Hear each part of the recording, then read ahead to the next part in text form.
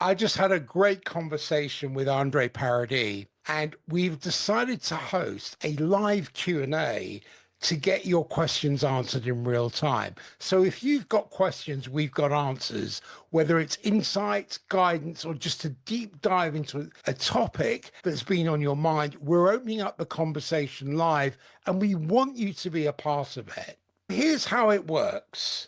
Send us your questions. Details will be in the show notes. Join us live on Zoom or on a live stream for an interactive discussion and get real-time insights and be part of the conversation.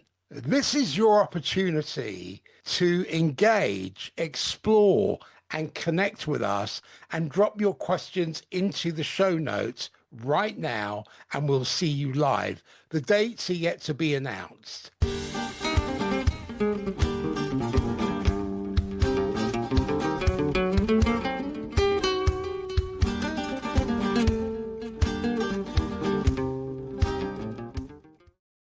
If I don't belong here, I'm going to attract people that will prove that to me. I started in school. My first girlfriend, who I thought was going to be my girlfriend, looked at me like, what?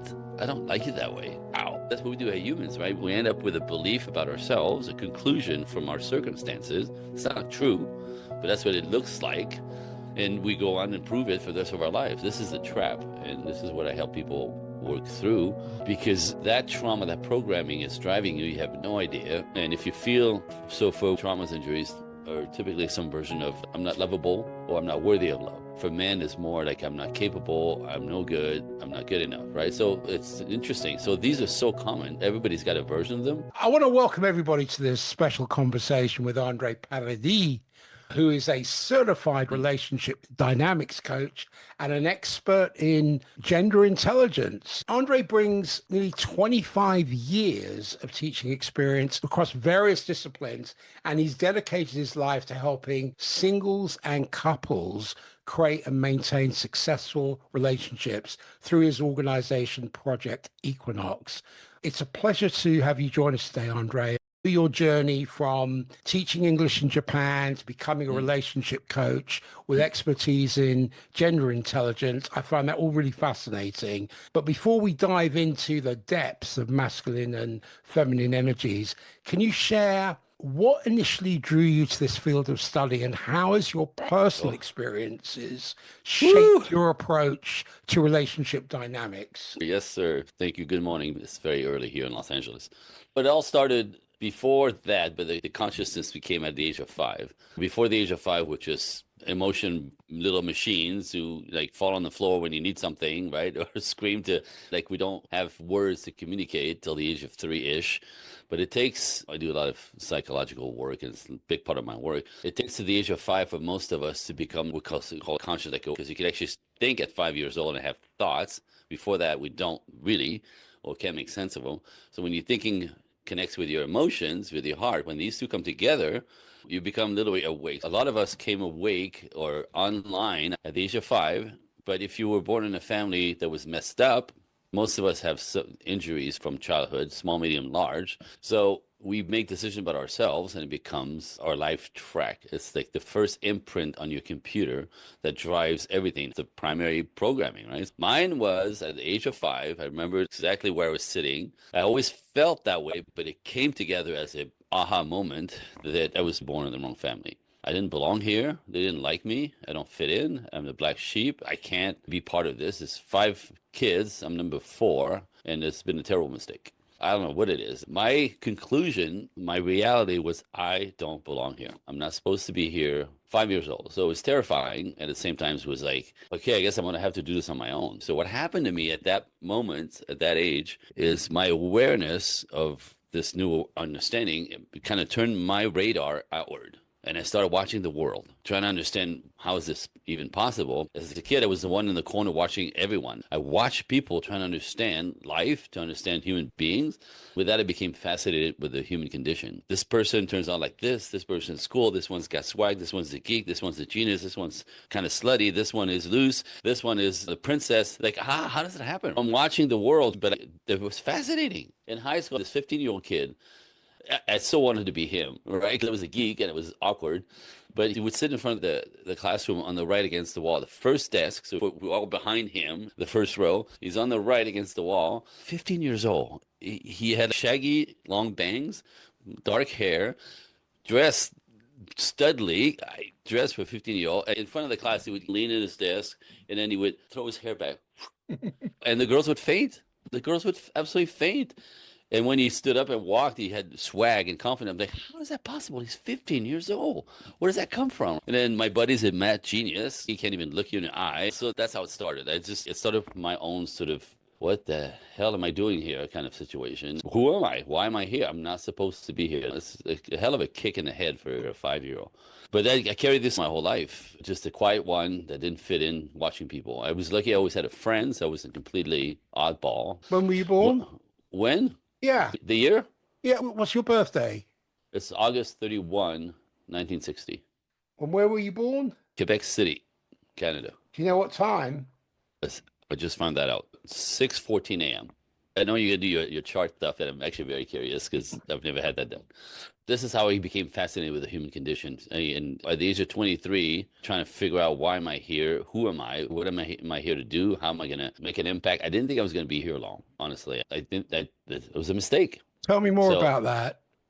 I didn't think I was going to be here long. If I'm such a mistake, then I could just check out because it's like there's a mistake in the system. I don't belong here. I found out through the years that my mother I was an accident and she was resentful to be pregnant at the time because they were building the house and she was sick the whole time. She hated being pregnant, out of cycle because they had a 3-year cycle, Catholic, right? They have a kid every 3 years.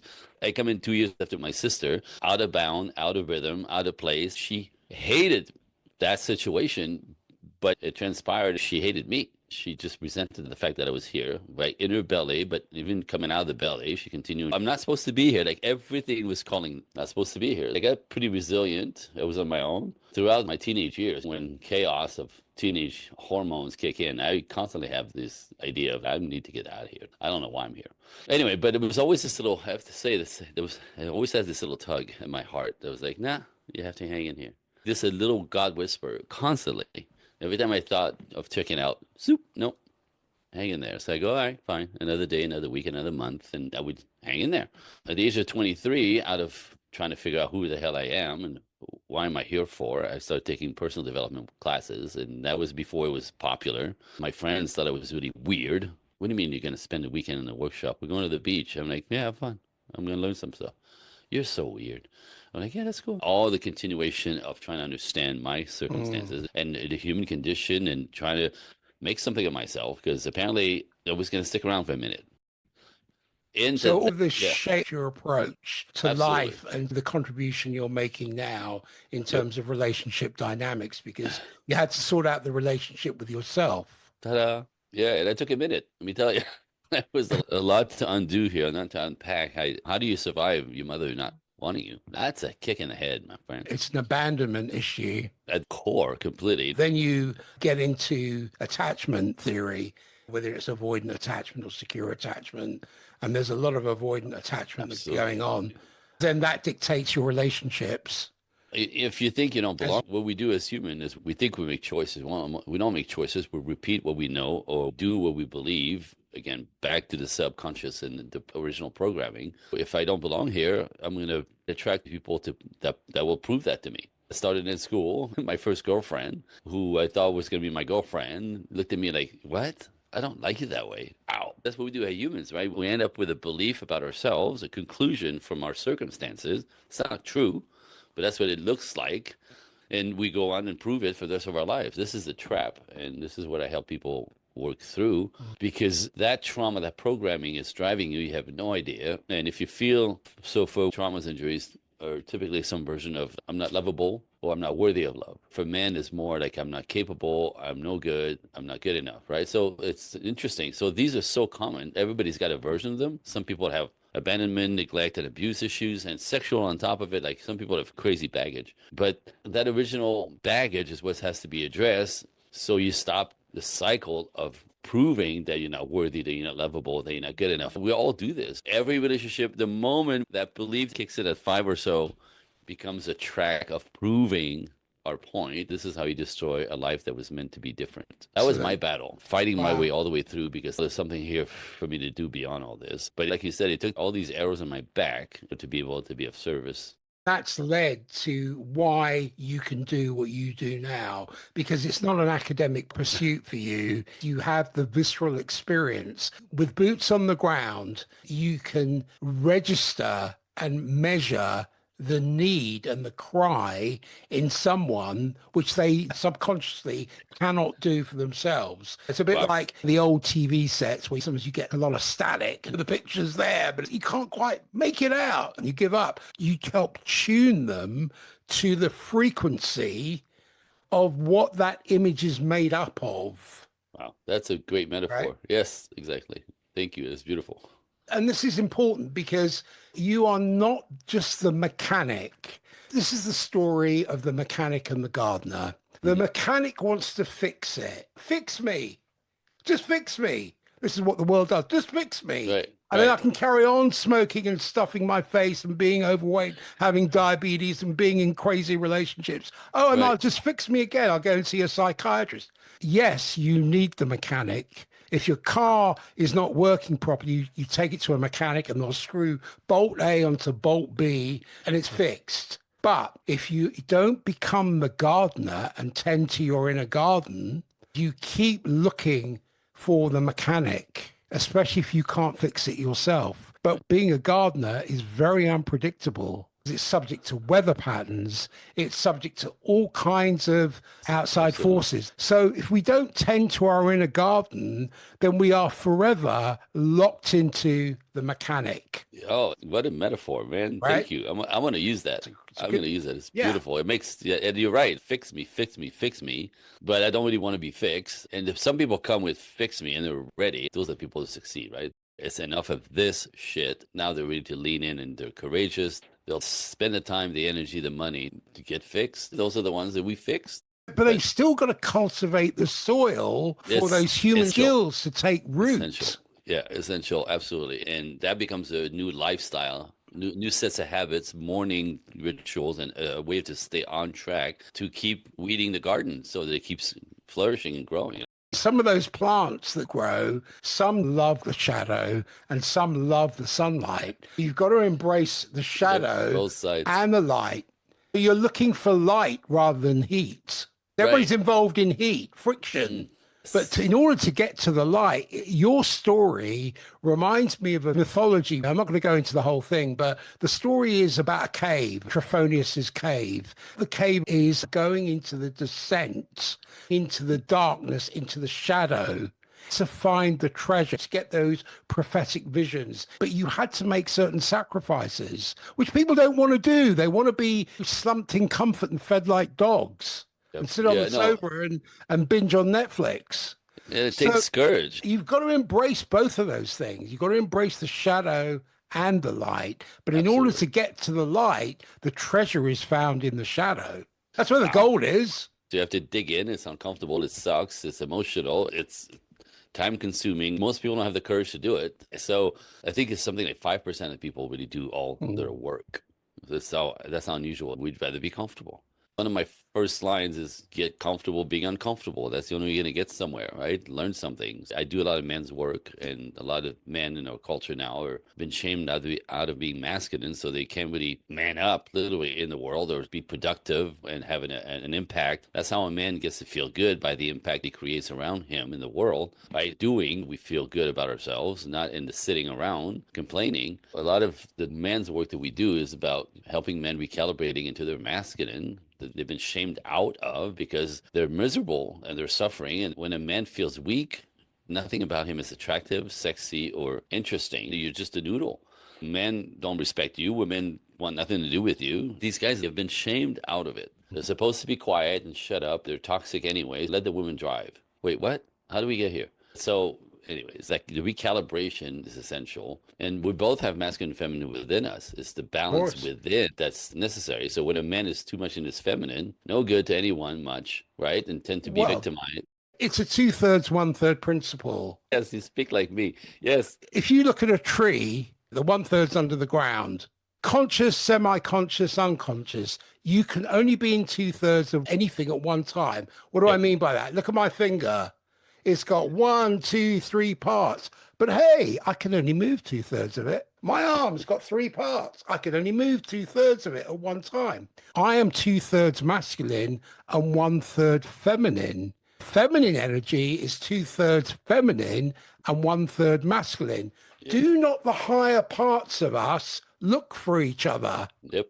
to Yep. complement a completion? Because isn't it satisfactory completion when we can bridge understanding between masculine and feminine perspectives? Yep. And really, what's happened in our culture, this is what I see, especially the past 10 years, and the radical pivot in the past 5 years, is this idea that men and women are the same. In the name of equality, we decided we're the same. So a man should be more like a girl to be a good man, and a woman should be more masculine, right? Everything in nature is polarized. Everything that grows, multiplies, flourishes is polarized, masculine and feminine, black and white, yin yang, positive and negative magnets, right? That's nature. We take our culture and we go, oh, we neutralize men and women. This is going to work better. I understand that on paper it looks an even playing field type thing, right? We even out the odds, right? So it doesn't work in love. It works for money and business to a point, but for love, it doesn't work. We need the polarity. We need the yin yang. What I bring to the relationship with my wife is the part that she doesn't have naturally, and what she brings to our relationship in my life is the part that I don't have. There's a yin yang of fitting in together here. So it's not equality. It's not the same. It's not blending of the energies. It's really a polarity that's natural. But I see that's very devastating for women, especially in a world where boss babe, go girl, don't need no man. You can't trust him anyway. Get yourself some money and some safety first, and maybe later you can think about having a relationship. They're stuck in the masculine for 20, 25 years. They can't swing out of it. And in that energy, which is terrible, this has caused all the pain and all the confusion. Level 10 is when you're a masculine woman, energetically, nature, everything I talk about is nature, science, psychology. It's not my opinion. But when a woman is masculine, she only attracts feminine men. That's the magnet.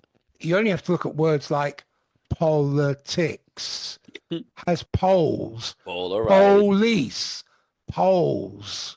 One of the psychological aspects of this polarity that you're talking about, when a man doesn't step up and stand tall, it makes the woman hard. Yeah, it's automatic, right? My background in dancing with my wife, and the metaphors for dancing, if you're going to be ballroom dancing with a woman, for me, I'm going to lead this thing, which is what I like to do. I show up masculine, I take charge, I lead, but I have to lead with sensitivities because, like in dancing, in a relationship, it's the same. I could overlead her, I could hurt her, I could crank her arms, I could actually twist her. So if I'm a bully in the relationship or the dance, she's not going to want to dance with me. She's uncomfortable, right? She can't let go. She can't relax. She could actually get hurt. She doesn't trust me that she can't be led, really. So she has to stiffen up and protect herself. That's what I see in relationships a lot, right? If you get, as a woman, be vulnerable and let a man take it on and do what men do naturally with sensitivities, which often is where we negotiate. Thank you, babe, but that's a little too much. I'm uncomfortable with this. I know you're amazing, but this is making me feel uncomfortable. Bring that to this awareness, and sensitivities will adjust for your comfort, because that's all we want. We want you to be comfortable. We want you to be happy, because when a woman is happy, I'm happy. When she feels good, I feel good. So this is the paradigm for us. The nature of it all is make sure that she's good. So like dancing in a relationship, as we adjust for my leadership with sensitivities, she gets to feel safe. And when she feels safe, she can relax and be vulnerable. And in that, she radiates, she shines, she glows. So when I'm dancing with my wife, no one's looking at me. They're looking at this beautiful light that she turns on when she can let go of control, power, and be vulnerable to my leadership, and she feels safe. Ultimately, a woman needs to feel safe in order to be in her feminine. It's so highly tuned in. Even me as a professional, if I'm dancing with my wife and I'm always two steps ahead, right? Because you have to plan in order to be able to lead her properly. If this happens once in a while, if I'm distracted for whatever reason, if for 1 second I go in my head some version of, wait, what? Okay, where am I going next? Like for a second, I lose track of really being leading. She instantly stiffens up. Like instantly, the whole body goes, right? It's the same thing in relationships. If you don't lead men, women will have to take it on instinctively, automatically in a second, which means you're not owning your leadership. You don't have it. She has to take it. She loses respect for you. And all of a sudden, you're the guy who doesn't have it. Nothing possible will happen with this woman. Nothing good will happen with this, right? You'll end up being pushed out because, in the end, the yin yang of it all is women need to feel safe with us. We provide, protect, cherish, give, support, lead. And on the other side, we need them to bring us out of our heads and typically brings us back into our bodies and place of spirituality, a place of godliness that we forget because we're like fighters on the ground, like soldiers, and we get earthbound to a point where we actually lose a connection to spirit. So that we need the feminine to pull us back into this nice balance. So we need each other. It's complementary. Like, it's beautiful, this nature possible way.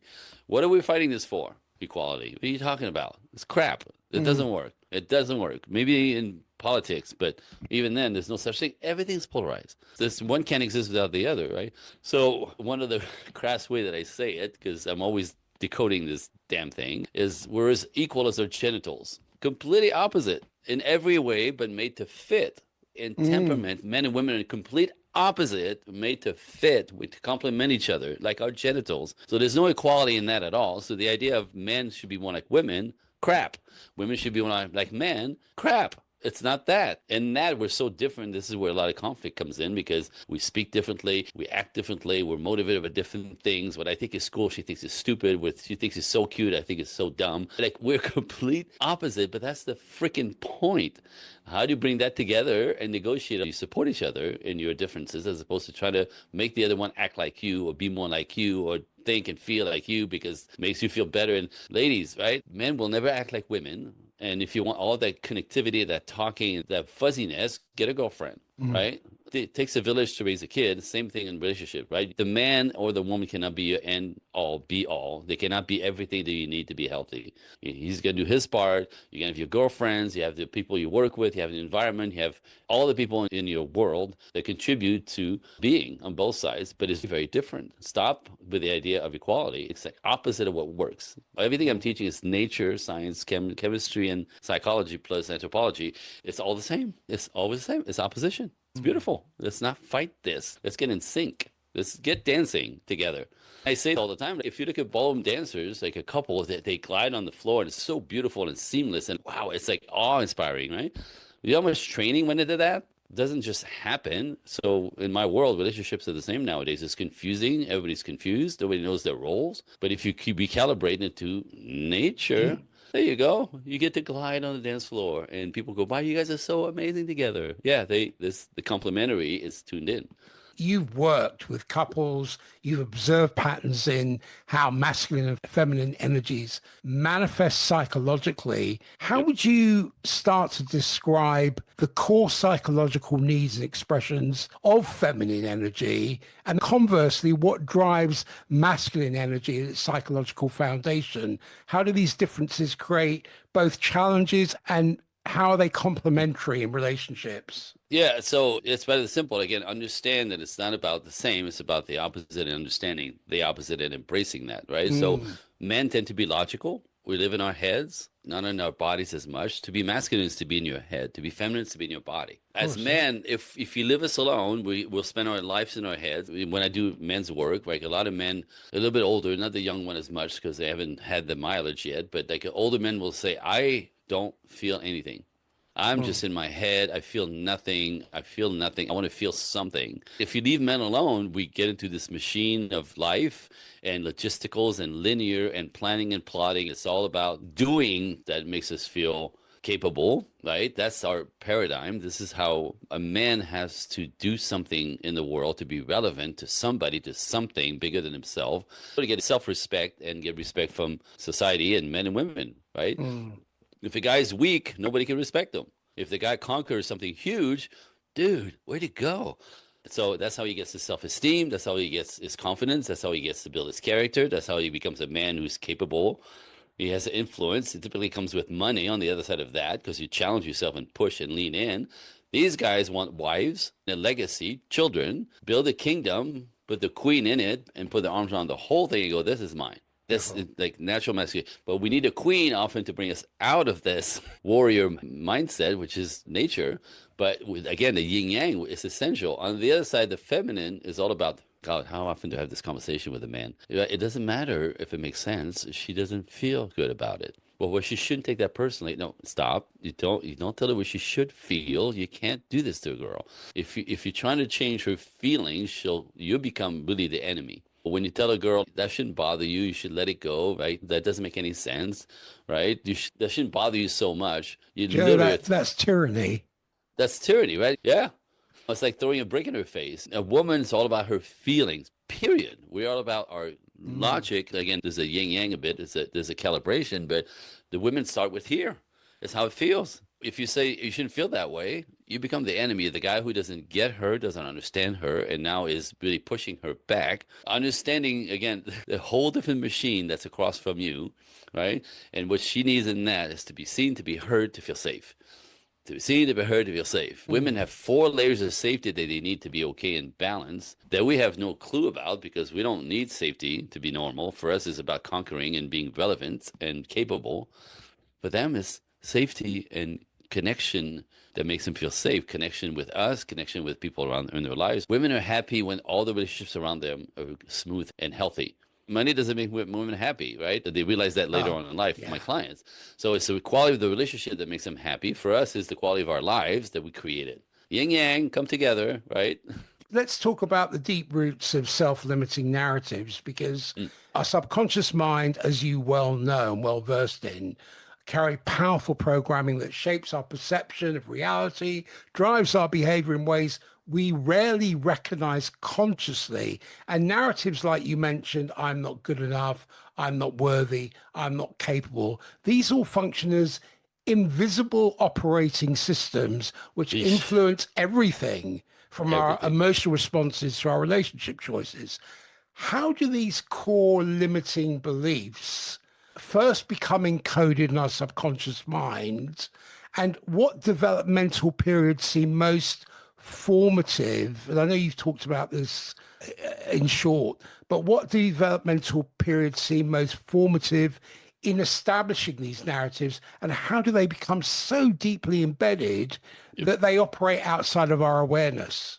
Yeah, we talked about this in the beginning, right? Yeah. It's at the age of 5 for most of us to become conscious, to become online, the reality of our lives and actually getting what's around us with consciousness, feelings, and thoughts coming together and go, okay, 5. Some people it's a little bit earlier, 4. Some people it's a little bit later, but most of us is 5 years old. We all come online at about that age. If you weren't loved, if your family circumstances are jacked, we as children take this personally. So we take a blank computer and when you wake up, like for me on the steps of my parents' house at that moment, realizing I don't belong here, thing first imprint, that's the programming of my computer. That's blank. And now that becomes the drive. That becomes what drives the entire system. You could put apps and you could upload all kinds of stuff, but the hard drive is programmed. And like I said, we fight by trying to add things and we have to fix the computer. We have to fix the Mm. original programming. We all do it. So I think it's in therapy work, in psychological work, they say by the age of 7, we're cooked.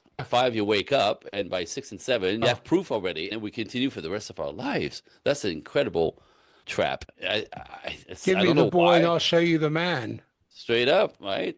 Absolutely. But we're like blind to this, completely blind to Mm. this, because the computer's first imprint is what drives Mm. us. I find it interesting because when I get to heaven and we'll have a conversation with God about that's a messed up design. Animals don't live like this. Animals get terrified. And when they're strong on animals in nature, what they do is you get chased by a tiger if you're a zebra. When you finally get away, they're traumatized. But what they do, they shake it off. They shake it And then they're off. Yeah. cool, right? They don't carry this with them forever. They shake it off. They get away from their families and their parents and they thrive. And so in nature, the only ones that I can know of that take our childhood with us all the way through. And it's tragic because it's, again, the imprint. So the good news is, and by the way, I want to tell you listeners, just because you and I are going to talk quite a bit, that I have 2 gifts at the end of this for them. So hang in there because there's some goodies for you guys if you're connected with anything we're talking about. But I see this with all my clients. Everybody comes at me. We push in our 20s and 30s and a little bit sometimes in our 40s, but typically 20s and 30s, we push through our trauma. We decide we're going to leave that behind and we're going to plow and make something of ourselves or ignore it and just force it.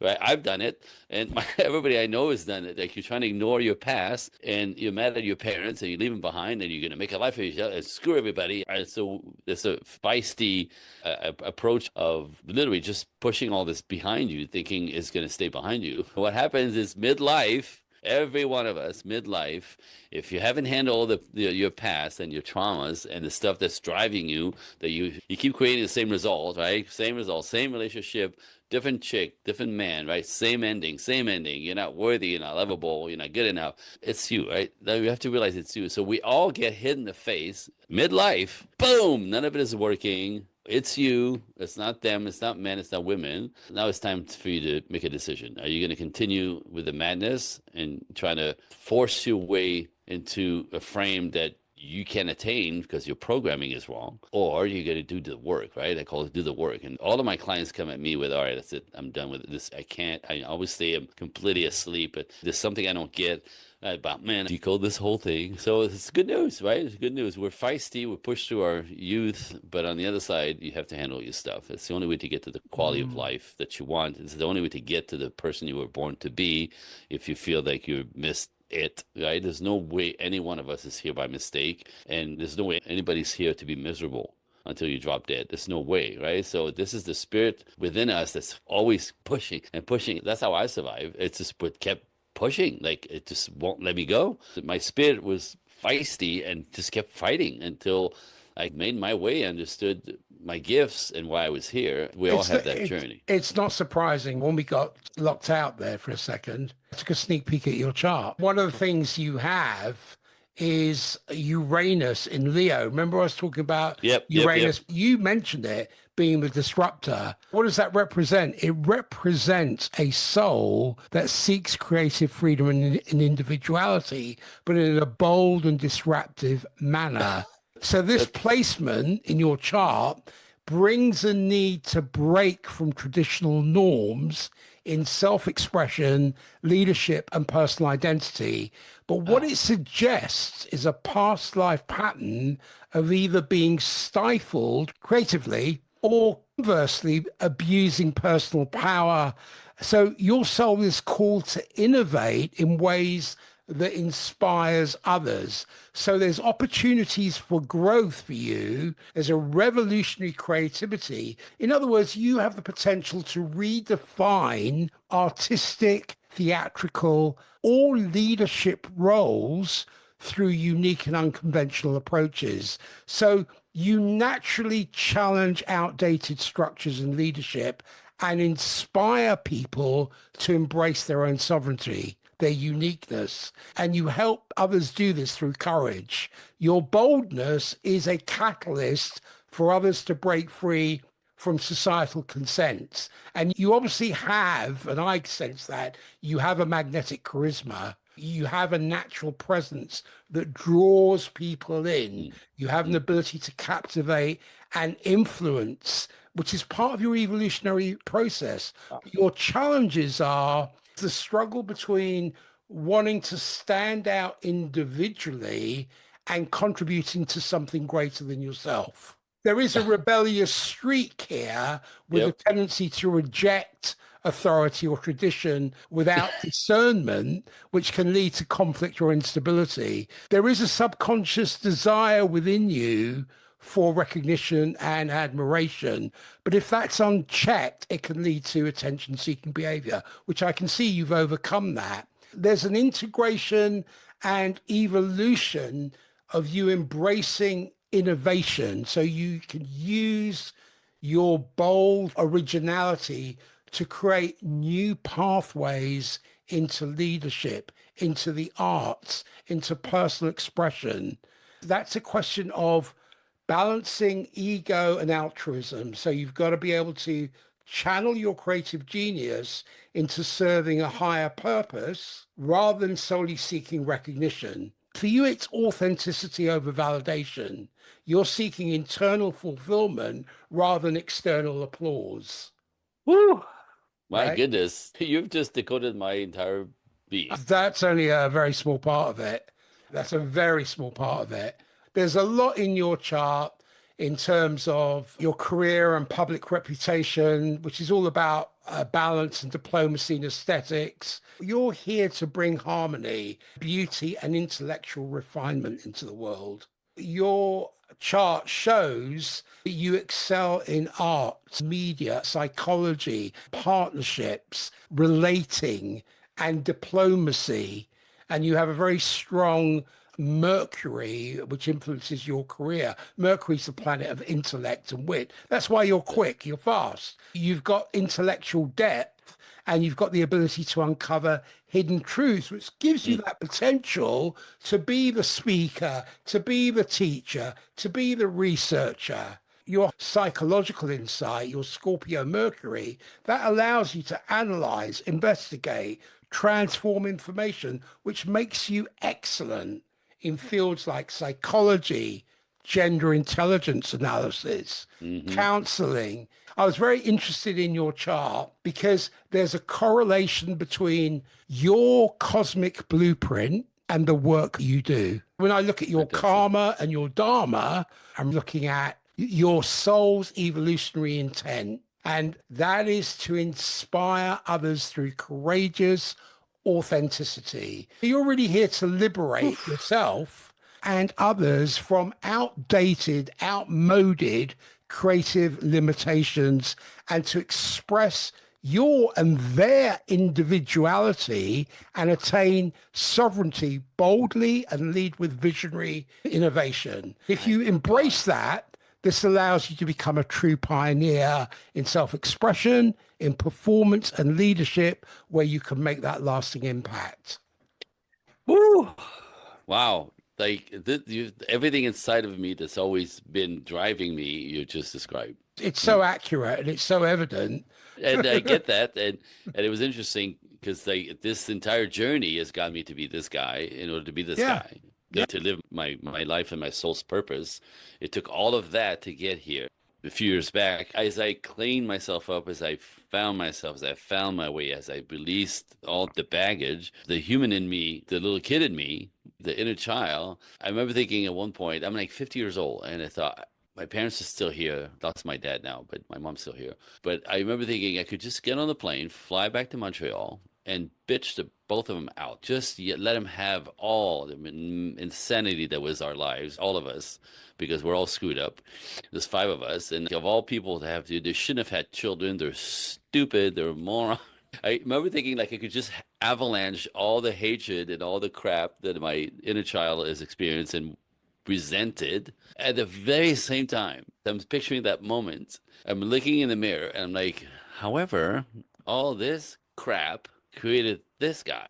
And this guy's pretty cool. And he's up to some pretty big things in the world. So that created this. I'll take it. You I'll are take it. here to correct what the last generation of your ancestry could not get Wow. to.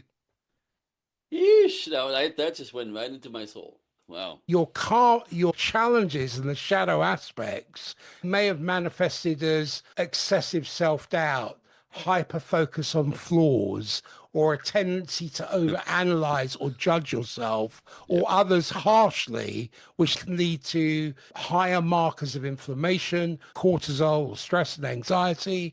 Learning to embrace imperfections and trust the process is crucial for your personal growth. The wounds, the emotional restlessness and detachment that you've experienced was a challenge in staying emotionally present and connected. So there was a need for freedom and avoidance of deep emotional work, which led to instability in your life. You had to find the balance between independence and emotional intimacy to bring in fulfillment, Mm. because the karmic lesson for you is around discipline, responsibility, and leadership. So potentially past life challenges with authority figures or self-imposed limitations may have created resistance to taking on leadership roles. So you had to develop self-confidence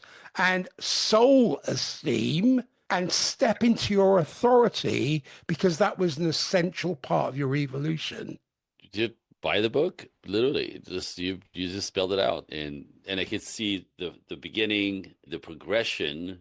I can't believe that I'm this guy, honestly. I can't believe that I got here. I can't believe from where I come from, where the way things used to be, what I felt about myself, the fact that I'm not supposed to be like all of this to this guy. You're channeling your Uranus in Leo, the disruptor, Leo, the showman, the theatrics, the dancer, the performer into leadership or artistic endeavors to embrace your uniqueness. It becomes a compatibility of alignment. So you're embracing the calling for wisdom by the exploration into different cultures and philosophies and teachings and all these Absolutely. different things. The healing comes by engaging with like-minded groups or social change initiatives. Here you can cultivate vulnerability in your relationships by embracing the emotional depth, which is what you're doing, rather than intellectual detachment. That's where you have to trust in divine timing. The influence in your chart is saying you have to cultivate patience. You have to persevere. Your growth is going to come from persistence and structured efforts. Why? Because it allows you to become intelligent, analytical, spiritually seeking.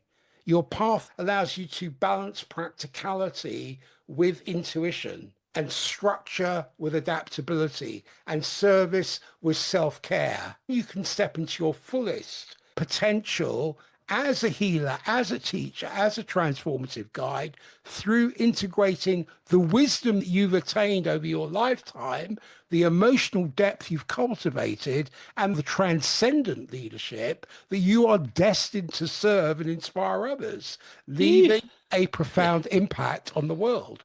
Thank you. That's it in a nutshell. That's all of me in a nutshell and what I'm up to. Your chart is a sacred blueprint for cosmic love. The universe loves you. Otherwise, it Right. wouldn't put you here to do what you're doing. It's a love Right. letter. It's saying, here's a love letter. You may be a Virgo. It doesn't mean, oh, my sun sign's a Virgo, thereby I'm precise and I'm measured and I'm exact. No, you look beyond that. You have Mm. to evolve into it, which is what your story is telling me. You've evolved into your cosmic blueprint. Now you are an agency of amplification and a terminal point to provide the remedial balm that can help others to become their own inner gardener. Amen. That's it. And like I said, when I look at the work of my clients, they all have this spirit of it's not quite the life I'm supposed to have. That's not it. There's something missing. There's a piece of small, medium, large, right? Like mine was a bit tragic or dramatic, but some have different version of, but their spirit won't let them quit. Their spirit won't let Mm. them stop. Their spirit won't let them lay down. They keep pushing and fall down and get up and they can't stop. And that's part of my resilience in my story. It's just keep going Perseverance. and get to the life I was born to live. That's all So in your that's chart, interesting. Andre. That's interesting. That's That's very, all very in there. interesting. Perseverance is a key word. Yeah, that whole resilience out of no choice, but then all of it was beautifully sewn together in the end. But it was a kick in the head, to tell you. And like I said, at this point with my clients, it's the same thing. I help them discover the reason why they're here. And you know this, right? If you look at people who've done some really great things in the world, often come from horrible beginnings. And that's how they get to be like incredibly influencers or people with messages and like really elevate the human condition with understanding. And their journey typically is madness. And so I'm like, okay, so I guess How do you forge steel? the shit out of it. Beat Yeah, the and shit it's out got of to it. go into the heat and it's got to go into Right. the water. It's got to have resistance and Yeah. it's got to be pounded. It's got to go through the natural elements of fire, water, earth, and air for it to be forged, which is I what get your it. story is about. Now you are so well placed to help others to decode things like unworthiness or I'm not enough. Because if I look at it from a neurobiological perspective, all these repeated experiences and messages that you've experienced in your life become wired into our neural pathways. And I know you know Right. this. They create these automatic thought patterns and emotional responses. These patterns then operate beneath conscious awareness, triggering biochemical cascades that reinforce all that original program. So Yep. let me ask you, could you Yes. decode the mechanisms through which beliefs like I'm not good enough become so hardwired in our brains? How do these neural pathways then create these emotional responses and behavioral patterns that seem beyond our control? That's the part that I want to have a conversation with God about because it seems really unfair out of circumstances from a little boy, a little girl, from a little kid to then have a belief about ourselves that we carry through life unless you do the work.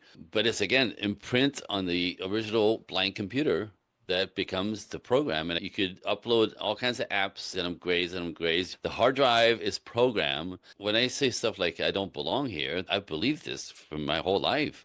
I'm not supposed to be here. That was the conclusion. That was not reality. I was actually born to be this guy, so I do belong here. I do have a place here. I had to find it and fight for it and make it. But it's the conclusion that we make about our childhood perspective, right? If you're not loved, we take it personally and we judge ourselves. That's that imprint that is so damaging because it sticks. It's the hard drive from the very first imprint. So I'm not good enough is so typically something that as boys we realize I can't compete in the world if I'm treated this way because I'm deficient, I'm broken, I'm not good enough, something wrong with me. Oh, that's huge. There's something wrong with me. There's nothing wrong with you.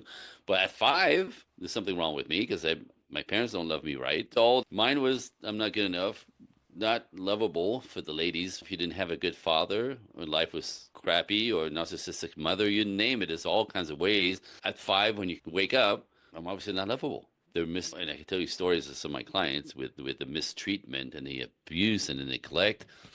Interestingly enough, I find that I don't know if you're aware of this or if you've ever put your finger on it, but of all the trauma that people go through, children who then sets their lives up for a life of that. Even sexual abuse sounds like the most horrible thing in the world, but I found that abandonment issues are the most damaging. Mm.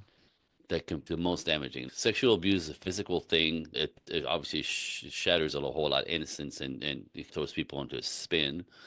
But as a kid, to be abandoned, literally, or the feeling of being abandoned in in in your circumstances, your family, your place in life, like it's terrifying. And I think that's probably the hardest one to recover from, even though they're all Mm. terrible. So I'm just it's so people don't have to be abused emotionally, physically, sexually to be really damaged. I think the ones that are the most damaged are the ones who really feel like they were abandoned and nobody ever claimed them, their own parents, and the other kids doesn't recover well from that.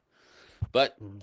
everybody's got their own as well. Everybody's got the cocktail of all three. Yeah. Abandonment has very deep psychological effects So and understand. emotional effects. Absolutely. And that sets up all kinds of conditions for how you then, how that manifests in your daily life. Because if you have a deep-seated fear that people will leave your life, then that will lead to clinginess and avoidance and difficulty in trusting others and low self-worth. And if you internalize that belief, like you were talking about, is that you're not good enough. You're not good enough to be loved. You're not good enough to be valued.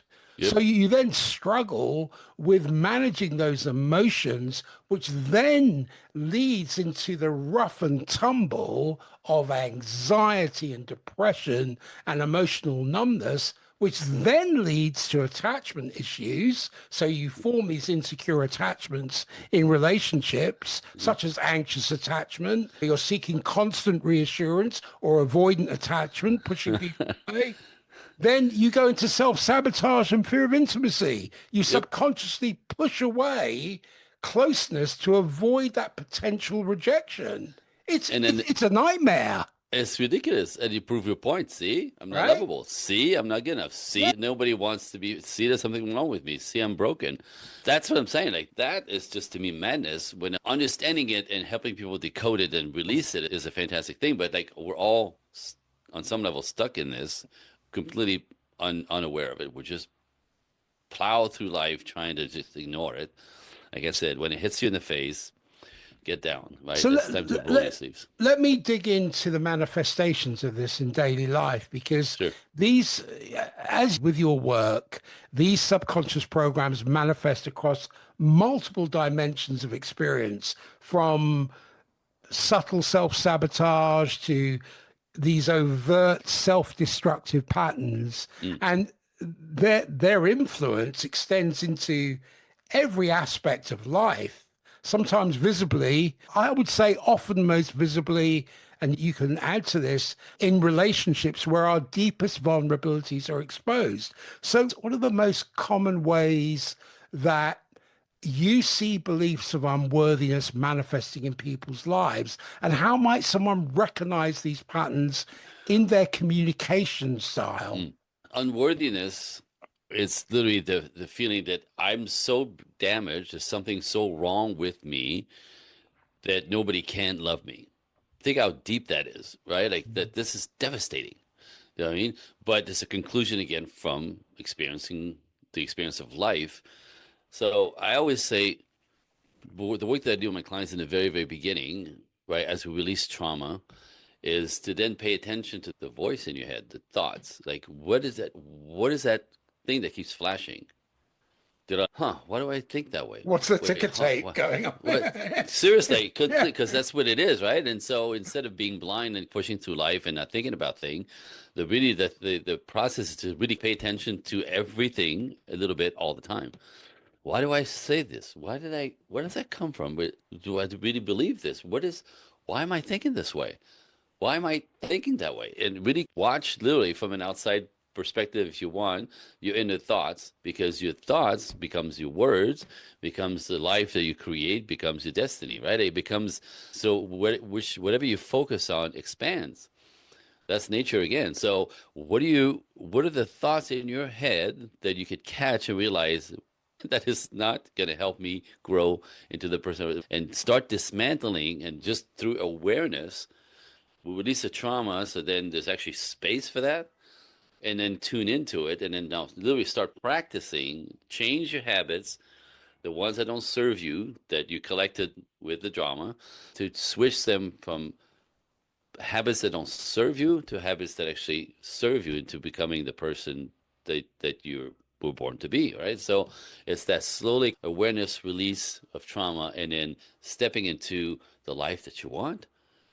That I mean, stepping into it gently and slowly. And this is how we literally just osmosis back to a place where we're more in control, understanding our trauma and understanding what we release, but we're aware, we're awake and aware of our own triggers, thoughts, feelings. Go, oh, that's from my mom used to do this. That's why. And actually bring that forward. Like most of us get in relationships trying to come up with a beautiful front, right? I'm easygoing. I'm no trouble. I'm patient. Nothing bothers me, right? That lasts about 3 months. And then the real person comes out, which is normal. But I encourage people in getting in relationships again. We're trying to get the other person to like us, so we put up the best front. But it's theater. It's crap. It's not who you are. We all do it, but I always encourage my clients as you get to know somebody, and there's a possibility of a relationship because you're dating once, twice. When there's, if you get past 4 dates, something is working. It's worth the investigation.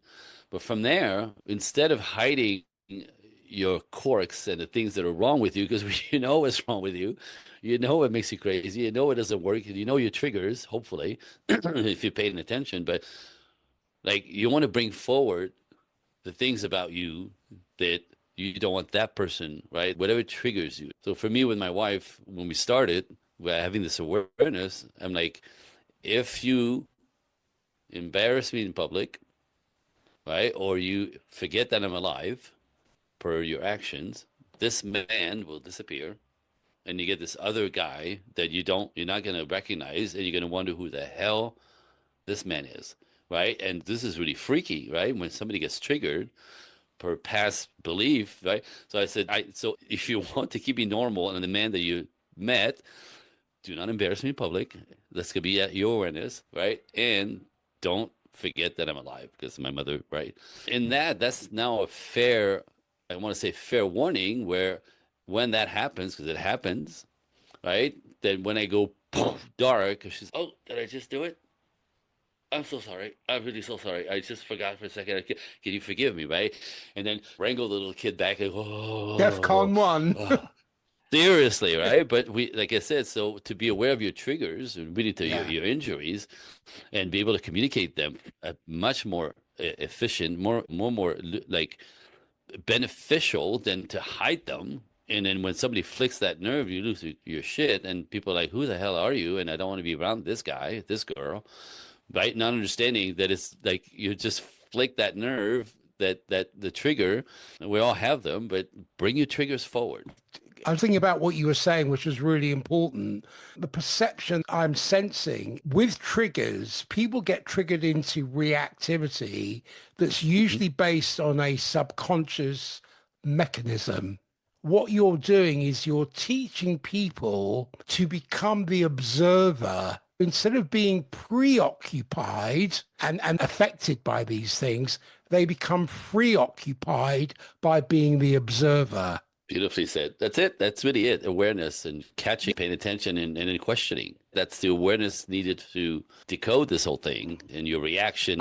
I want to drop a metaphorical bomb here because I like to drop bombs sometimes. Love it. Love but it. but one of the most perplexing aspects of limiting beliefs that usually arise in bullshit is how they seem to magnetize us towards relationships that reinforce rather than heal the original wound. And what I've seen, it creates this cycle where painful relationships confirm and strengthen the core belief of I'm not good enough or Yep. unworthiness. There's this sort of Yep. attraction paradox here. In your work, you obviously see a lot of this. Why do subconscious beliefs of, say, unworthiness lead Mm. people to attract partners who trigger or mirror these same wounds? That's the bomb. Well, yeah, in a nutshell, we're all like energetic beings, right? We emit energy frequencies. There's frequencies to our bodies, to our energy that affects people around us. And we think we're individual and independent and I can think whatever and do whatever. And we actually have an effect in each other's presence. Part of the craziness of this belief system that becomes part of your subconscious is called the lizard brain, which is survival. If you've been programmed with I'm not good enough, literally, you will attract people. The radar, the energy, the frequency will attract people to confirm this. And all of a sudden, you're surrounded with people who treat you like you're a piece of crap and you're not good enough. It's energy. It's crazy. That's why people are so blind to it because they seem to think the world. I had a client said to me one time is, do you think that people can be cursed? I'm like, it's not a curse. This, what you believe deep down that you forgot about, you're trying to prove your point because what the human brain wants to do all the time is to prove that it's right, even if it's wrong, right? So you attract people who will trigger flick that nerve. Another way to put it is for a man, for a boy, his first love affair is his mother. For a little girl, it's her father. That's your first love affair. That's your first modeling of love. So if a little girl isn't loved right by a father, she will find men just like him, different body, but the exact same kind of overall belief about herself that he will trigger, just like her dad. And what we do is find somebody that's like our parent, try to fix them. And then in the end, it's a shit show, and it becomes go, see, I'm not lovable. See, they're all the same. See, nobody will ever love me. See, they're toxic, they're dangerous, whatever it is. And then we move on. And the next one you attract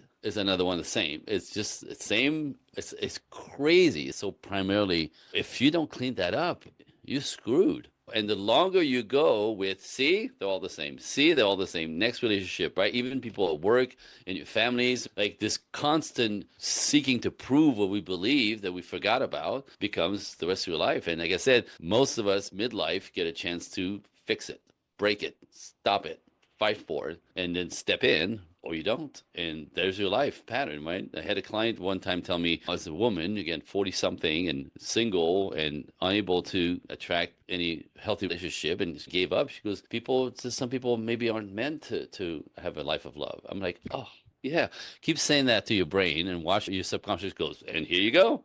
You know what I mean? Absolutely. Sure. You're right. Mm. So, one simple example of this, but you'll get it, right? If I say to you, let me give you my email address, it's very simple. Oh, no, wait, I have to write it down because I'm going to forget. No, no, it's very simple. No, I have to write it down because I have to write it down. Otherwise, I forget everything. Your subconscious goes, absolutely. You're right. You'll never remember anything. Whatever comes out. And so, we do this with everything. So, when you believe that big old one when you're little, not good enough, not worthy, not lovable, never going to amount to anything, I'm broken. We spend our lives proving it. Like I said, we usually get kicked in the face with it midlife. Now you have a choice. To me, that's a good news. If you see it coming and be brave enough to step in, it's your life. Mm. You're going to waste it on the fact that you were loved right? No. Like, you're not responsible for what happened to you as a child, but as a grown up, you're 100% responsible to fix yourself. That's it. That's the game of life. That's it. So you could be a victim the rest of your life. Good luck with that. Having fun. You step in and do the work and get to become the person you were born to become. Very true. That's one of the things with belief systems that I see is that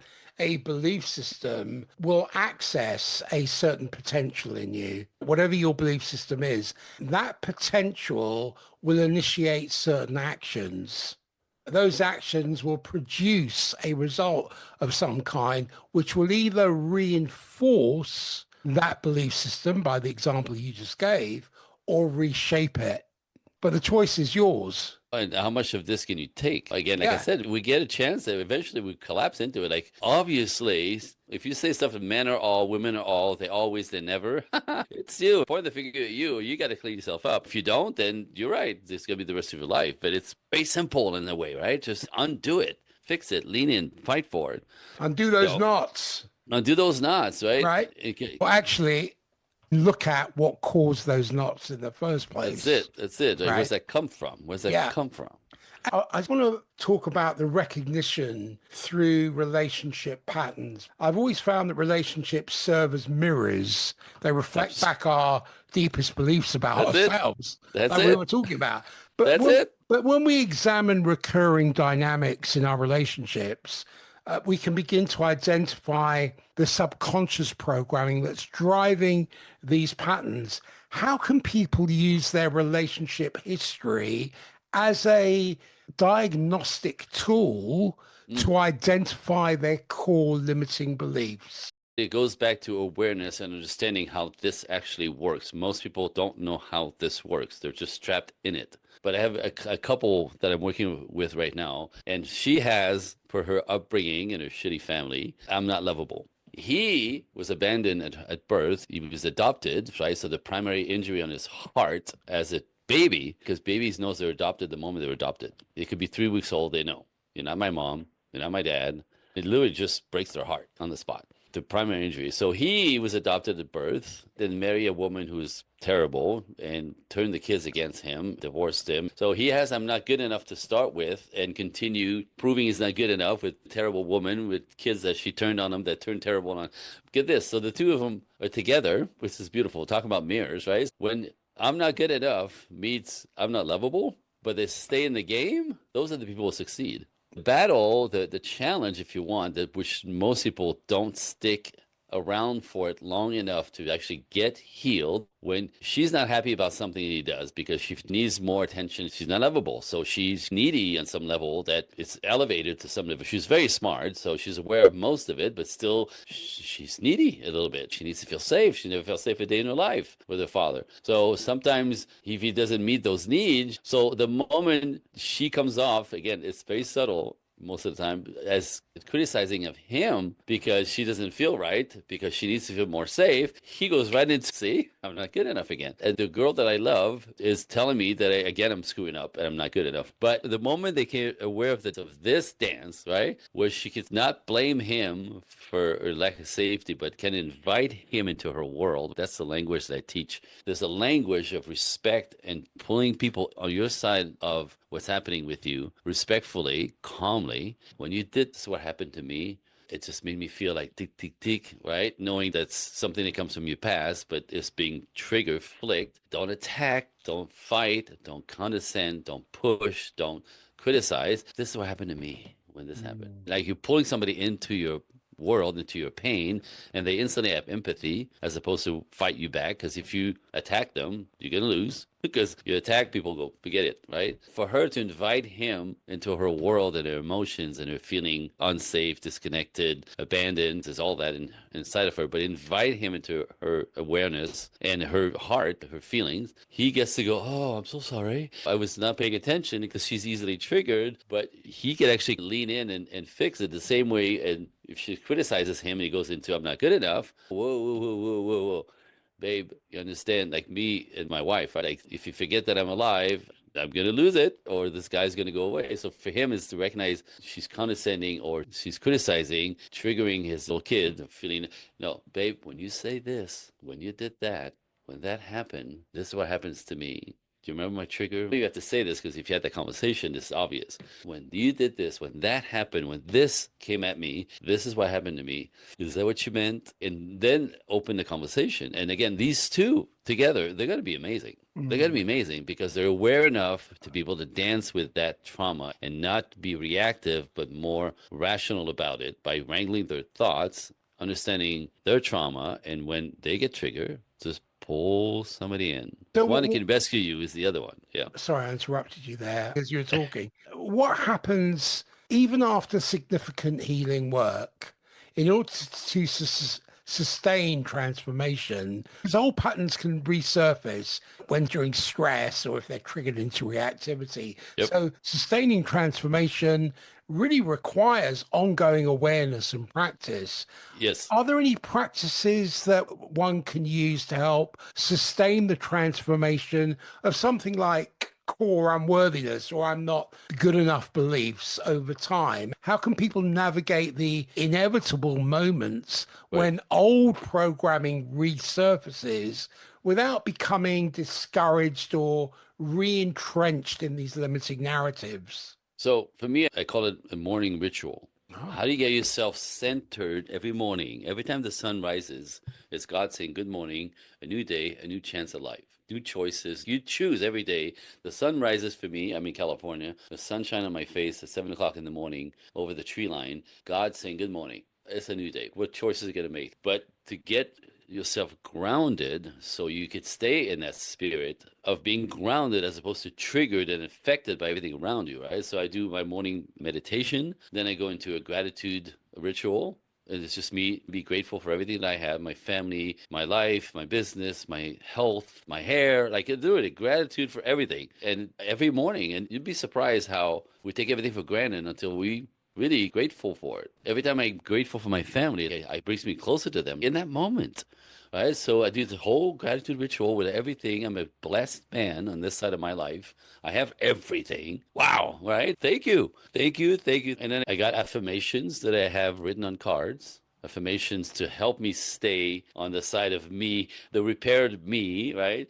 And to affirm my gifts, to affirm why I'm here, to affirm my mission, to affirm my work, and even affirm my own identity. I am a leader and a disruptor, and I'm a mentor. I'm a number one mentor. Like, this is who I am, right? And to remind myself every day of why I'm here, what I'm doing to stay grounded, centered, and in it, with it. Then I set my intentions for the day or set intention for the week. So now I become very logical. After being grounded here, we go into what's that going to work, that's going to look like. And from a place of being grounded, the triggers aren't so powerful and they'll happen, but you could manage and control them. This is really the tilt on the other side where your triggers are right there. I got triggered a month ago with kids here in the celebration and I was forgotten. Literally, there's five of them, and I was forgotten. There was a conversation going, and they proceeded ignoring me, even though I'm joining, and I was not invited, forgotten. Oh, and then I try to join in, and they have a flow going. I can't get in here. Ouch, ouch! Like literally 2 minutes. Ouch, ouch. Sit on the couch by myself. Sadness. Little boy. Here's my whole life again. And I'm like, okay, that was intense because it came in three really quickly. It has been a long time since I've been that triggered. Now I'm on the couch. They have no idea, right? I go into 5-year-old sadness. See, here it is. I don't belong. But then wrangle my brain because I guess I center myself every day. I try to stay in that space, and I'll take moments during the day to keep myself recentered, close my eyes, breathe, get myself back into my body. So from that place, I'm like, are they doing it to me on purpose? Is this really what's happening? Is this true? Do they not care and love me? Do they actually forgot me? Because they wrangle my own brain to bring me back, knowing that it was all circumstantial, but it was a flashback. And so I know it's a flashback. I could keep it as a flashback and bring Observe it. myself back because is it true? No.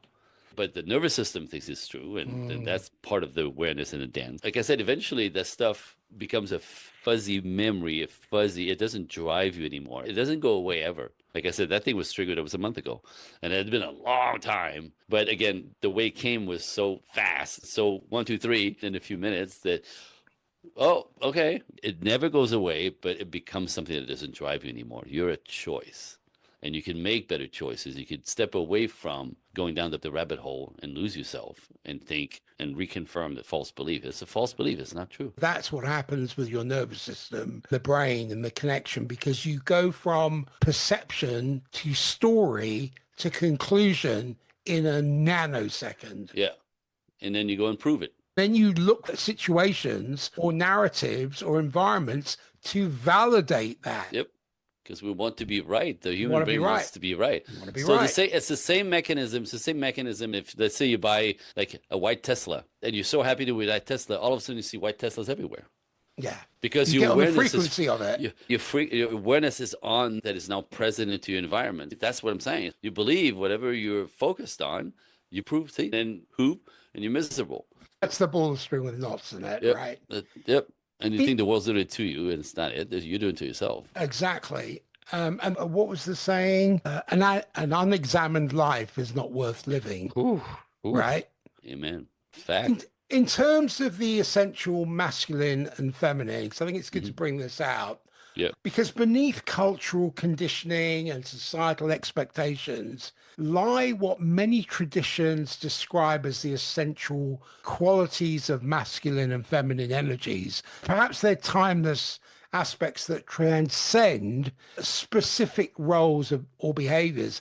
Can you speak to what the essence of the masculine and the feminine beyond their cultural expressions? Sure. So at its core, if you look at masculine traits and feminine traits, masculine traits tend to be logical and linear and out of building and pushing. And the survival for the masculine is to be capable, be able to handle the survival. The hunter brain, if you want, has to go out there and scan the environment, scan for the neighbors, scan for the food, find it, and then as we take it, then you have to keep searching for the next place to get the food, whether it's fishing or hunting, and also aware of the next tribes that are close by that are using the resources and maybe dangerous. So there's a whole survival logical mechanism. It's totally primal, and we think we're beyond that. We're not. Our instinct drives us every second of the day, and we think we're beyond that. We're not at all. Like when you find yourself, you think you're alone in the house, you come around the corner, somebody's sitting there, and you go, that's the bear that you came up onto in the forest, right? It's primal. It's in our bodies for millennia. So we think we're beyond that. We're not.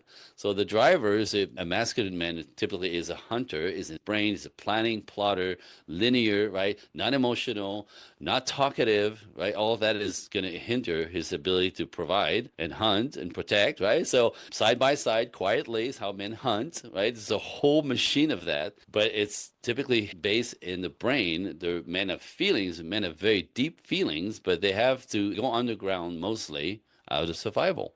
Men who live through their feelings are dangerous to other men, if you consider that. So if we're going to fight the other tribe for survival, because they're trying to take our women and our land, and now we're going to fight for them. If one of us warrior on this side, if one of the guys is so scared that he's pissing his pants and he's afraid and he's shaking, and he's, right?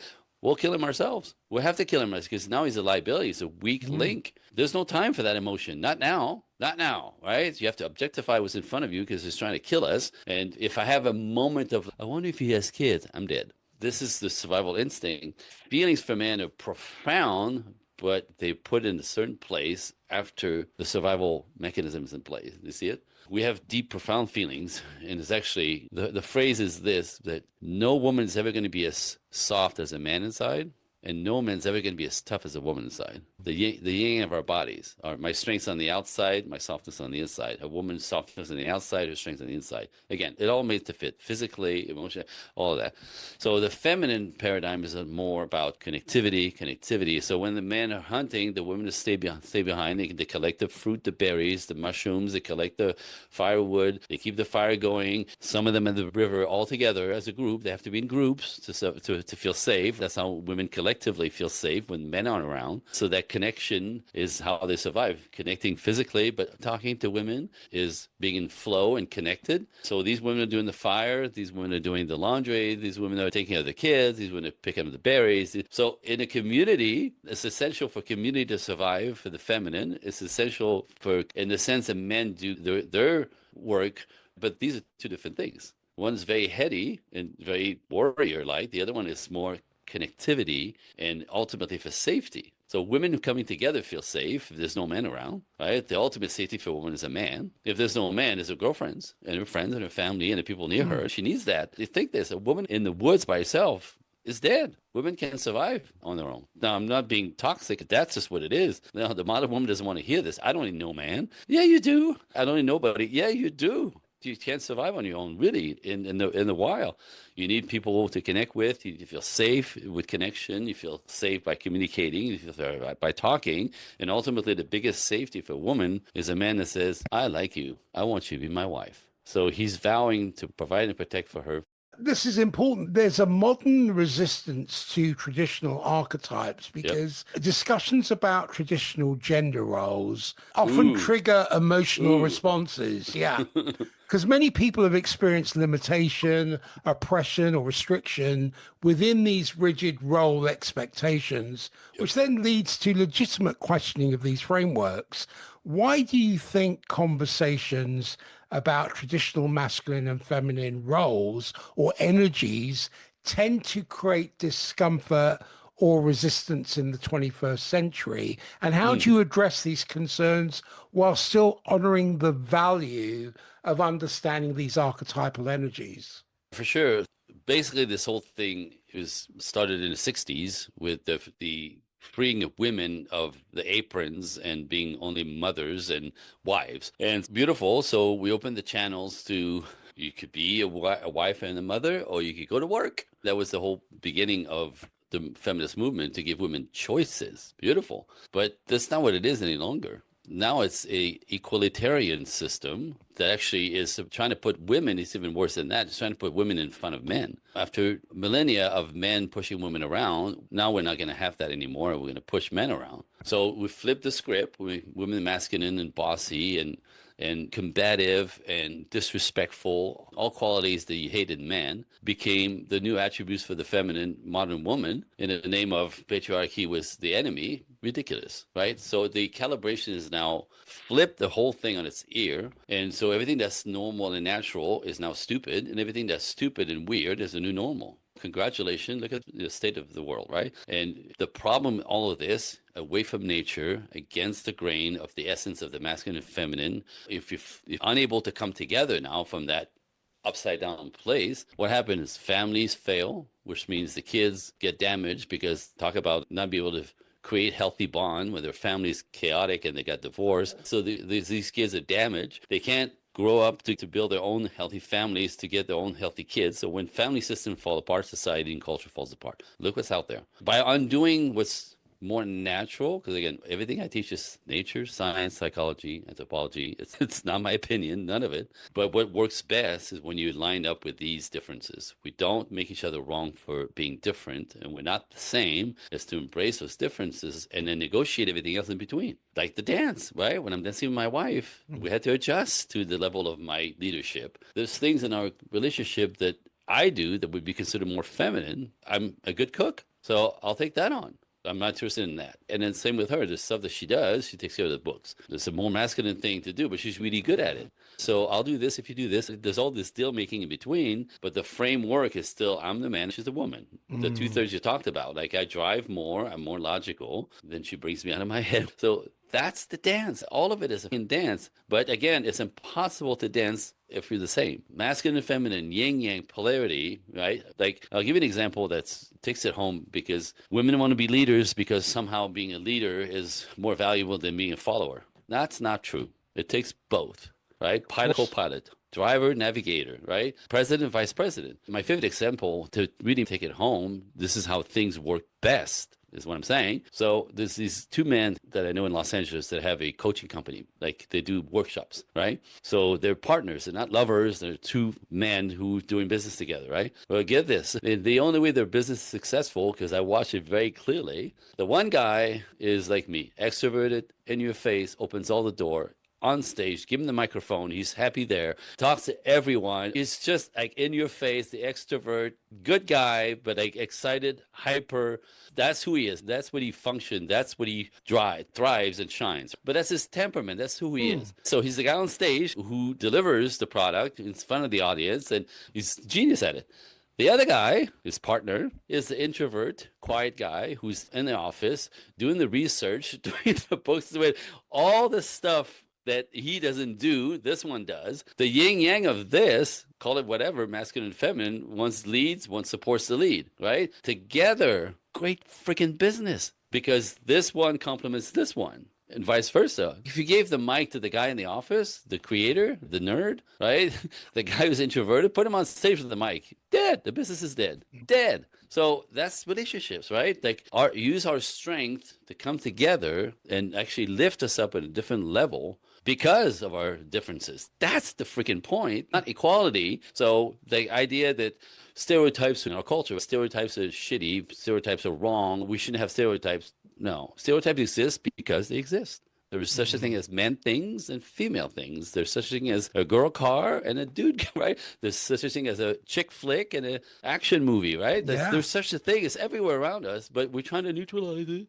It's not PC. This is what's creating all the problem. That's what I say. Well, So, that's the energetic imbalance in contemporary society. that's it.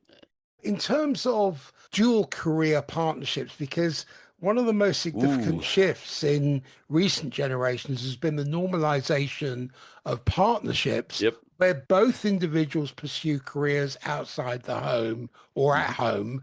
So that creates new dynamics and challenges for balancing masculine and feminine expressions. What unique challenges do you observe in relationships where both partners maintain careers, and how can these couples successfully navigate the expression of both masculine and feminine energies when traditional, in inverted commas, role divisions no longer apply? So this is going to be very un-PC, but hey, this is nature. This is what works as opposed to what doesn't work. Again, we undo nature, you're going to pay. It's going to cost you somewhere. So when we have two leaders, I'm in Los Angeles, there's a lot of the new normal here. I know it's everywhere as well, is because we now push women in the workforce. So you have to be boss babe and capable and make some money, business, be independent. And then, of course, have a husband and kids if you feel like it. But the drive is masculine first. Men have that naturally. If they're any kind of man, that's just what we go to. Men's roles never change. We're still expected to be traditional, provide, protect, cherish, give support, lead, pay. Now, I don't mind paying because I make the money, but that's a masculine paradigm to take care of everybody around you. This is why I work. This is normal. So our role has never changed, but women's role in our culture is radically different. So men are still expected to this day. We're still expected to be traditional, but women are taught to not be traditional, to refuse to be traditional. You're better than be some guy's slave and kids will ruin your life. That doesn't work. So if you're going to be the man as a woman, so in Los Angeles, I was saying, power couple is a thing, right? Now, we're going to be a power couple. We're going to make a ton of money. We're going to have the big house, or the 3 cars, or the 2 car, or whatever. We'll make a couple of kids. People will get envy us, all of our friends, impress all our friends. That's the new normal. It doesn't work. It doesn't work. What happened is masculine on masculine energy, and especially if you're in the same business, forget it. It's over. It's not going to last past 5 years. 10 maximum. Because when you're man on man, you depolarize the relationship, depolarize the dynamic. She's masculine in order to produce all the time. So if feminine goes sideways, his isn't there, right? So when you man on man energetically, by the depolarization, you neutralize your sensual sexual energy. You stop sleeping together. You stop touching each other. You're two men energetically. You neutralize nature. What happens within 5 to 10 years, this is by the book, I give you a statistic, they both end up having affairs. because they need sensual sexual. It's normal. That's part of the juice of life on the other side of working. So power couples don't make it. Again, we destroy nature. We go against it. Sounds like a good plan. Doesn't work. Doesn't work. The cocktail that I suggest works best. Are you ready? My own life and my own wife. I work 12-hour days. I used to, not anymore because I'm wrangling myself in a new place. But I used to work 12-hour days. I had a brick and mortar business before this business. I would leave the house at 7 a.m. I would come home, literally roll in the garage at 7 p.m. every day. Five days, 6 days a week sometimes. I'm a man. I get stuff done. I have my family living in paradise. I support this entire system. I'm very proud of that. My wife is a ballerina. She's been dancing since she was 6 years old. That's her passion. That's what she lives for. So am I going to take that away from her? Do I say you don't get to be a ballerina, you don't get to dance, right? You need to be here having kids and cleaning the house? That would be ridiculous. That would make her miserable. However, the calibration is if I work 12-hour days out there, she works part-time at 2 colleges, gets all the benefits, the money, gets to mentor those kids into her world of ballet. She's been at it since she's 6 years old, for God's sake. She was a prima ballerina. She's like the top of the top in her field.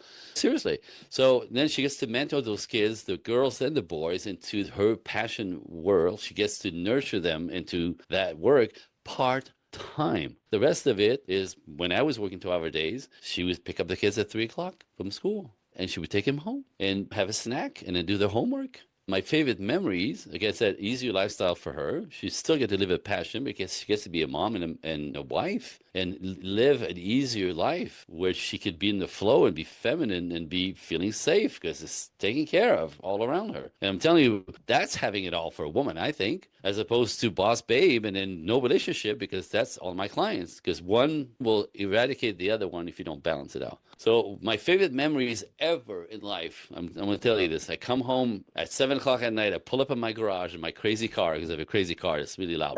So I pull up in the garage at 7 p.m. In the summer, it's still light, right? It's still sunny till 9 o'clock. Pull up in the garage 7 o'clock. It's still daylight. I turn off my car and I go, what's that noise? I open the door. It's my wife and kids in the pool playing, waiting for daddy. The pride that I get from that makes me choke. I did this, right? Like I did this together. Obviously, she contributes a huge amount, but the yin yang of our lives, the balance that she experienced of being a productive woman living her passion, but still living through her nurturing nature as a mother, as a wife, I'll kill myself for that. Like I said, this never ever came home going, how come I have to do all the work? That's ridiculous. I'm actually very proud of the fact that I get to hold them in this lifestyle for my efforts and my sacrifices. And her, Anne, is to support the whole system from the inside better as she still lives. That's having it all, right? But that's not what's out there. What's out there is women being as masculine as men and making some money, being independent. You can't trust men anyway. They're toxic, dangerous. They're cheaters or liars, right? So get yourself nicely squared off and secure and safe. Okay. And eventually you're lonely and feeling abandoned and it's not worth it. The money doesn't make them happy. The career doesn't make them happy. They want to slow down. They want to relax. They want ease. They want help. But it's a challenge for most of them because they spend their entire 20s and 30s living like men and their femininity is literally now inaccessible. And we understand the traditional men, because we're still traditional across the board, right? Except for the boys, that's a different topic. But most men are still traditional. They want families and kids. They want to build a kingdom. They want to bring their queen into it. Masculine men are only attracted to feminine women. When our women lost their femininity in our culture, there's a huge disconnect and women feel abandoned and lonely. They say, we're all the man. And the men are saying the same thing. We're all the women. So we neutralize the whole thing. Way to go. And it's not working for a relationship and everyone's suffering. Men are confused and they're like this, and women are like hurt because nobody wants to date them. And I go, you're a man in a skirt. Masculine men are not interested in masculine women. Hunters don't date hunters. That's it. Back to nature. You can see the hundreds of thousands of men who follow Jordan Peterson, his work, masculinity, Yeah, yeah. the roles, the energies. In terms of the path forward, because as society continues to evolve in its understanding of gender and relationships, what vision do you have for the future? What changes do you hope to see in how we approach relationships and understand gender intelligence in the coming years? It's going to get worse before it gets better. Could you give you statistics on that and what's coming, the trend, per this ridiculous push of role reversal?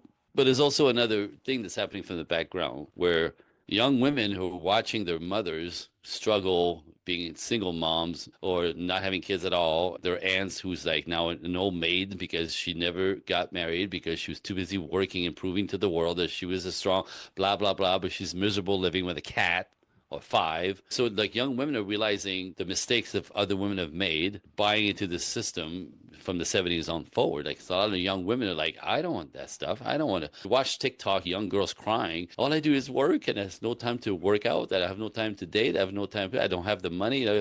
Who thought of this? Not everybody's made for that. And women typically are not really made to sustain that very long. So the whole point here is balance into what works best. It's really all it is. As a woman, your essence is more to be in your body and nurturing and loving and all the goodies that we appreciate. And this is what men are looking for. When women stay in their masculine, men stay away because instinctively men do not protect men. So if you're a masculine woman, we don't see you. We don't even have any inclination to come in and say, do you need some help? Men don't protect other men. They don't care about other men. We'll team up with them. We don't really protect them instinctively. We protect femininity because it's so precious. So part of the work is to recalibrate these masculine women into their femininity. And it's not about undoing everything they built. They're tilted. It's recalibrate. To me, in my world, a true boss, babe, is a girl who, like my wife, she could go to work and be an inspiration and make some money and live her passion. But again, even if her work is nurturing, but it could be banking. She'd do it her way. But on the other side, she gets to be a nurturing essence in the house. How do you beat that? You can't beat that. So women can be masculine, but in relationships, you want to be in your feminine. If you want a man to provide, protect, cherish, give support. If you want a traditional man, you have to attract him with your feminine essence, not your boss energy. So this is where the disconnect is. So there's a way to do both, is what I'm saying. There's actually a way to do both. And most women have to rethink their lifestyle a little bit and open up to vulnerability, open up, let go of fear of the men are dangerous and toxic and you have to protect yourself. Okay, that's never going to work, right? If half the planet is the enemy, ladies, how the hell is this going to work? It's not gonna. You got to get over that. And if you really believe the men and the enemy, let's get some trauma work done, right? Because it's your crap. The 70% of men are still traditional. They want family and kids. They want to commit. They want to build a kingdom. Men, not boys. But so the numbers are on your side. What are we fighting this for? What are we fighting this for? Let's reverse the thing and bring it back to, I call it as a modern way to have relationships that are based more into traditional values and systems, masculine and feminine. What a concept. Why are we fighting this? It's ridiculous. Women are miserable. Is there any final thought or piece of wisdom you'd like to leave the audience with today? Yeah, and again, I have two gifts for the audience that I want to forget about. I do a lot of podcasting for that reason. I'm trying to sound the alarm on one side, on the other side, inspire. There is hope, ladies. There is hope, gentlemen. This is very doable. I have it. My clients have it. My friends around me have copy pasted the whole thing and they're doing it. It's doable in this modern days. There is hope. You have to learn and rethink or recalibrate some of the thinking. But one message, what I keep saying out loud is think for yourselves. Because in my assistant, I have a lovely assistant. I have a team, but one of my personal assistant is 28 years old here in Los Angeles. She wants 3 babies in a traditional life. She can't say that out loud. She cannot say that out loud. The women jump on her. And she's very feminine. This is why she wants traditional. But like she gets attacked. Girl, we need to talk. You're better than be some guy's slave and kids will ruin your life. She literally just freaks her out. Like she can't say that out loud. How obscene is that? She wants babies. This is how the system is upside down. So think for yourself. But hang on one second. Yes, sir. But if she doesn't say it out loud, she is in effect teaching them that it's okay for her not to say it out loud. So she's got to break the mold. She's also very feminine, so just that conversation, that attack, that pace coming at her, it throws her off for the rest of the day. She's being attacked by women who are telling her there's something wrong with her for wanting to be. She won't bring it up, otherwise it ruins her day. But that's how prevalent the thing is out there. It's how ridiculous it is. So that's a new normal. My message here is think for yourself. If you want to be a traditional woman, please don't listen to your teachers. Please don't listen to your university teachers. Don't listen to your mother who might have made some terrible choices with your dad and blame all man for the fact that she made a poor choice. Stop listening to the shit that's out there that's not yours to hold. Men are not dangerous or toxic. boys are, and it's a small, very small percentage. The rest of us are the good guys. Go find yourself, get yourself cleaned up, go find yourself a good man because they're everywhere. So that's the message. Think for yourself. You want to be a feminist, a boss babe, you want to make money, have at it, go for it. It's your life. I don't care. But you're probably going to end up on the other side missing a huge chunk of your life that you didn't see coming. Again, you go against nature. I'm telling you, the price to pay is not worth it. And I'll give you some of my clients who are older, single, no children, right? Miserable on antidepressant and drinking box wine all day long. That's not a good life. So this is where this kind of tends to lead to. So think for yourself. You want a traditional person, go and find tradition. They're out there. People are still out there who want exactly that. But the culture kind of made that stupid or weird. So think for yourself is my message. Great message. That's a great message. When we take our last breath, we're only a temporary appearance here. Right. Then what regrets we have? Are we going to say that I didn't speak out because I felt like it would make my day bad, or I've made so much money, I'm going to take it with me, or whatever it is. But and I think it's having a life of no regrets. I love the work you're doing. I think your insights today have given us much to reflect on, especially regarding the dance between the masculine and feminine energies. Yep. And your dedication is alleviating understanding between men and women through Project Equinox is really commendable. I want to thank you for your wisdom and the experience today, Andre, because your perspective on gender intelligence offers what I see are valuable toolkits of understanding for anyone seeking to create more harmonious, understanding relationships. And I really want to wish you a continued success in your mission to teach and empower people towards greater understanding and connection. This is what you're here to do. Your soul is deeply engaged in themes of service, knowledge refinement, and spiritual integration. You're here to develop discernment, mastery, and holistic healing capacities, blending intellect with intuition. You're on the right path.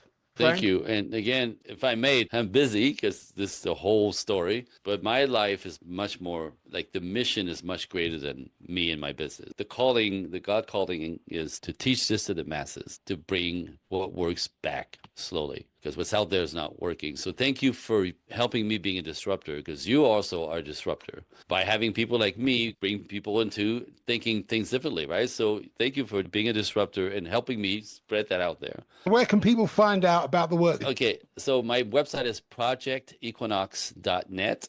Everything is on there, and all the social media platform, all of them under Project Equinox or my name, Andre Paradis.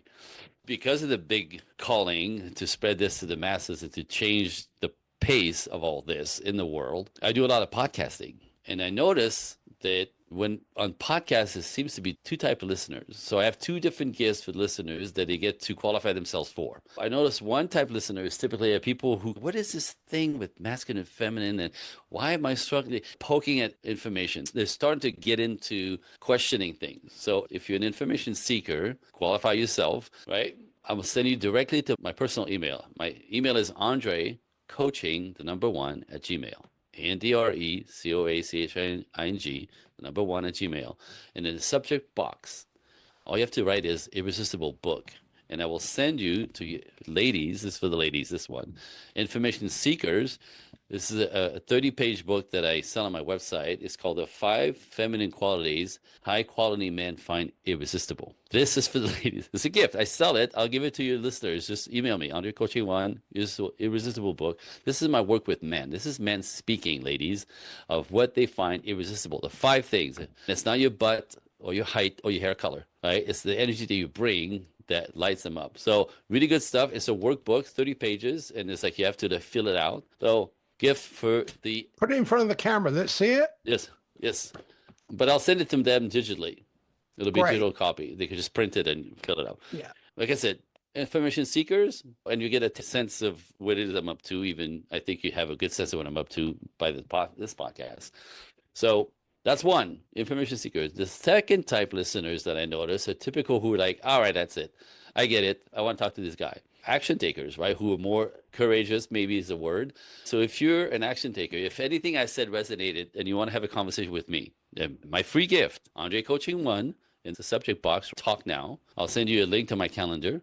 You'll find a space that's open that works for you, wherever you are in the world. We'll have an hour plus conversation about the trap, right? Because people come at me when they realize that they're stuck in the loop. And the loop I could get to in 15 minutes. That's Beautiful. 15 minutes I get to the loop. This is what happened to you. This is why the life turned out the way it is. This is what you proved. Now, that alone, if we know what happened, we could fix it. And if we fix it, what's the dream? Marriage and kids, long-term partnership. What's your dream, depending on your age and all that jazz? And I'll tell you, there's ways to get invested, small, medium, large. If you want to step into the work, this is what I do. So then I'll give you options you can have. Whether you do it or not, that call for some people is liberating when they realize they're not broken. There's nothing wrong with them. They're a product of their past. That's my gift for the action takers. Beautiful. That's very generous of you. Thank you, Thank you. Andre. And And lastly, how have you experienced the conversation today? amazing. You just brought a piece to me because of your reading, sewed up all the pieces of what I think I am, what I've become, what I'm here to do. Like you sewed them all together. And there's something very soothing about that, that actually I'm going to re-listen to this, especially for that part, because you touched my soul there. And where it's like reaffirming that I'm on the right track. And I know I'm on the right track, but I want it to be so much bigger than it is now because that's the mission. Sometimes I get resentful, sometimes. Like, it's so big and it's going to take a while, but I can't let go. So thank you for confirming that I'm on the right track, and it soothes the soul. Thank you. The next 18 months is a period of accelerated evolution where we're letting go of rigid, puritanical structures and embracing transcendence. This is the time for you to puncture that plasma of rigidity and conformity in culture. If you conform, you get confirmed. Yeah. And that Yep. sets up all kinds of weird Yep. behaviors and psychologies. So this is your time now to puncture that plasma. What is the direction of travel you need to point your faculty towards for the next stage of evolution for Project Equinox? Because if you don't elevate, you evaporate. Ooh, I'm up for it. I'm game for it. It's I know you coming. I are. can smell it. I can smell it. I can feel it. But just sometimes I get impatient. But Sure. thank you for the confirmation, because it's my own headspace and my own belief. Sometimes am I disillusioned? Am I crazy on the other side in a different way? Thank you. That means a lot. Honestly, that means a lot. It's a question of you have to think critically, express your complex ideas with clarity. That's through teaching, and be able to cultivate patience. That doesn't mean you don't do anything. You're not sitting there contemplating your navel. No. It's cultivating the patience and planting the seeds for those human skills to evolve, to take root, to grow. Oh, I'm game. Bring Right? it. I'm game. I'm ready. Let's go. Right. And so it's just getting away from perfectionism Yeah. for you Yeah. and excessive self-doubt and hyper focusing on flaws. So don't overanalyze or judge yourself. Just push forward. Thank you. And I do. And the moment that creeps in, I push it aside. This is not allowed to pollute my space, my mission, my purpose. But like I said, it creeps up. It creeps up. These things creep up. What it's telling you, you need some resources here. What resources do I need if I get triggered into reactivity?